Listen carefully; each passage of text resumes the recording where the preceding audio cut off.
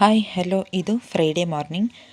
ನಾನಿವತ್ತು ಬೆಳಗ್ಗೆ ಎದ್ದ ತಕ್ಷಣ ದೇವರಿಗೆ ಒಂದು ನಮಸ್ಕಾರ ಹಾಕಿ ಅಲ್ಲಿಂದ ಹೊರಗಡೆ ಹೋದಾಗ ತುಂಬ ಚೆನ್ನಾಗಿ ವೆದರ್ ಕಾಣಿಸ್ತಾ ಇತ್ತು. ಹಕ್ಕಿಗಳ ಚಿಲಿಪಿಲಿ ಸೌಂಡ್ ಬರ್ತಾಯಿತ್ತು.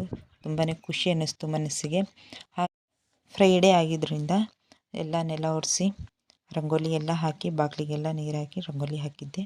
ಅಲ್ಲಿಂದ ಡೈರೆಕ್ಟ್ ಕಿಚನ್ ರೂಮಿಗೆ ಬಂದು ಒಂದು ಗ್ಲಾಸ್ ಬಿಸಿನೀರನ್ನ ಕಾಯಿಸ್ಕೊಂಡು ಅದನ್ನು ಗ್ಲಾಸಲ್ಲಿ ಹಾಕ್ಕೊಂಡು ಅದಕ್ಕೆ 1 ಟೇಬಲ್ ಸ್ಪೂನಷ್ಟು ಹನಿನ ಹಾಕ್ಕೊಂಡೆ.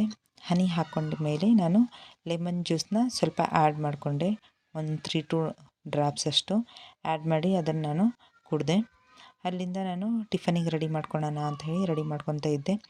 ನಾನು ಆಲ್ರೆಡಿ ಆಲೂಗಡ್ಡೆನ ಬೇಯಿಸ್ಕೊಂಡಿದ್ದೆ. ಆಲೂಗಡ್ಡೆ, ಮೆಣಸಿನ್ಕಾಯಿ, ಟೊಮೊಟೊನ ಬೇಯಿಸ್ಕೊಂಡು ಇಟ್ಕೊಂಡಿದ್ದೆ.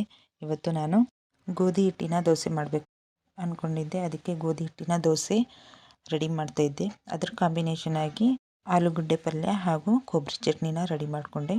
ಹಾಗೆ ಇವತ್ತು ಶುಕ್ರವಾರ ಆಗಿದ್ದರಿಂದ ದೇವ್ರ ಮನೇನ ನಾನು ಕ್ಲೀನ್ ಮಾಡ್ಕೊತಾ ಇದ್ದೆ ಪೂಜೆಗೆ ಅಂತ ಹೇಳಿ. ಟಿಫನ್ ಎಲ್ಲ ರೆಡಿಯಾಗಿ ಇಟ್ಟು ಬಂದಮೇಲೆ ನಾನು ದೇವ್ರ ಮನೆ ಕ್ಲೀನ್ ಮಾಡ್ಕೊತಾ ಇದ್ದೆ. ಕ್ಲೀನ್ ಮಾಡಿ ಮನೆಯೆಲ್ಲ ಕ್ಲೀನ್ ಮಾಡಿದೆ.